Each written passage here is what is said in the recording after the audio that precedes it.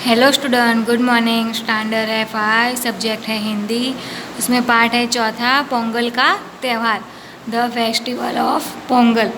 तो स्टूडेंट, इस पार्ट का जो है पोंगल का त्यौहार, ये मैंने आपको पढ़ा दिया था। इस पार्ट में क्या कहा गया है वो भी आपको समझा दिया था। फिर इसके बाद जो हार्ड वर्ड्स था, जो हार्ड वर्ड्स का मीनिंग था वो भी मैंने आपको बता दिया है। अब और इस वाली वीडियो में मैं आपको ये जो अभ्यास के क्वेश्चन आंसर है वो करवाने वाली हूँ। तो आपको इस वीडियो को ध्यान से सुनना है और समझने की कोशिश करनी है, ठीक है। तो क्वेश्चन नंबर 1, सही विकल्प पर टिक करो, सही का निशान लगाओ। टिक द करेक्ट पॉइंट, मतलब कि एक क्वेश्चन है उसके 4th पॉइंट है, 4 ऑप्शन है। तो जो ऑप्शन सही है उस पर हमें सही का चिन्ह लगाना है। तो क्वेश्चन 1 है, पोंगल का पहला दिन क्या कहलाता है? ए भोंगी पोंगल, बी सूर्य पोंगल, सी मट्टू पोंगल या डी जाली कट्टू। तो इसका सही आंसर है ए भोंगी पोंगल।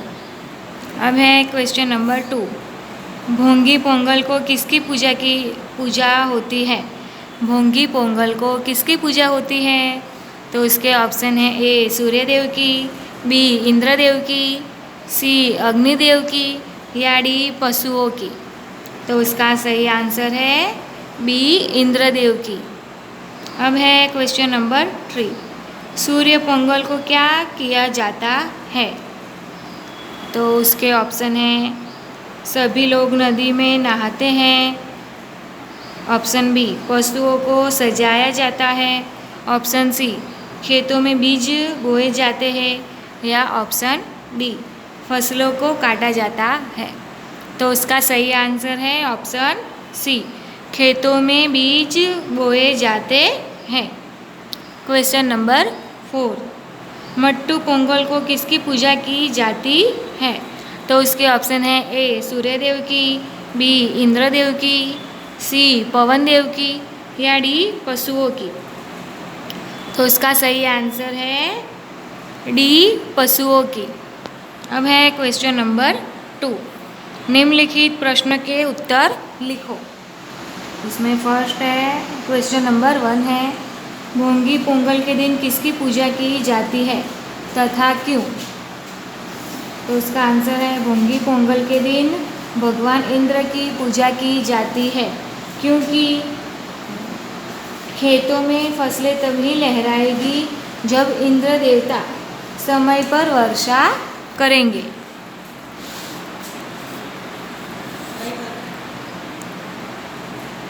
क्वेश्चन नंबर 2, नदी पर जब लोगों ने क्या किया?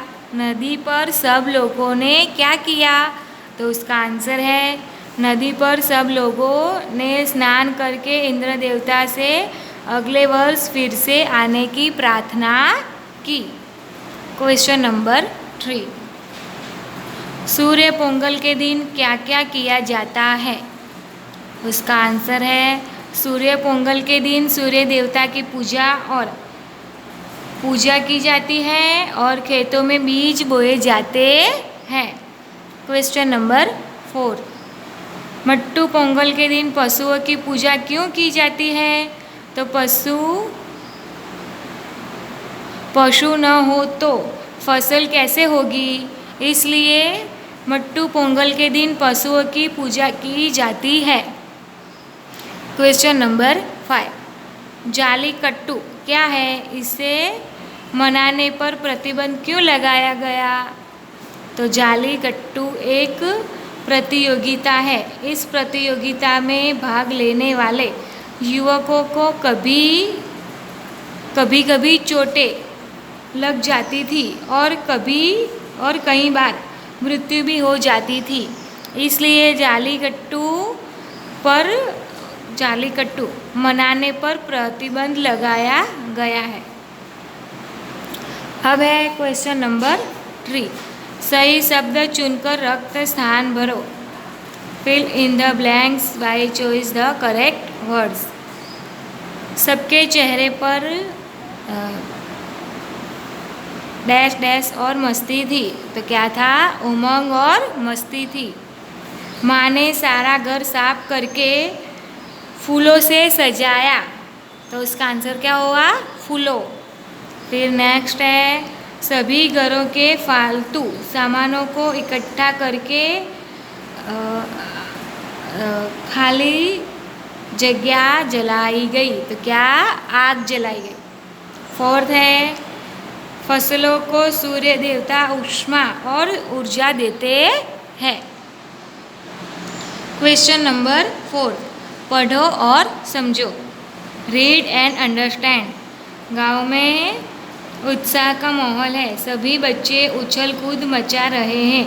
माधवन और लज्मा भी नए कपड़े पहनकर उछल कूद कर रही है। आज पोंगल का पहला दिन है। यह त्यौहार तमिलनाडु में 3 दिन तक मनाया जाता है। ऊपर दिए गए रंगीन शब्दों में माधवन, लाजमा विशेष व्यक्ति के लिए, पोंगल विशेष त्यौहार के लिए, ये सब थे वो विशेष व्यक्ति के लिए थे। फिर है विशेष पोंगल, ये विशेष त्यौहार के लिए, तथा तमिलनाडु स्थान या राज्य के लिए प्रयुक्त हुए हैं, यानी कि प्रयोजे गए हैं।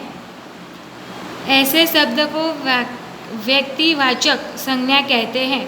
और ऐसे सारे शब्द होते हैं ना, उसे क्या कहते हैं? व्यक्तिवाचक संज्ञा कहते हैं। फिर नेक्स्ट है, इसके विपरीत बच्चे, सभी बच्चों का, इसके विपरीत क्या है? बच्चे हैं।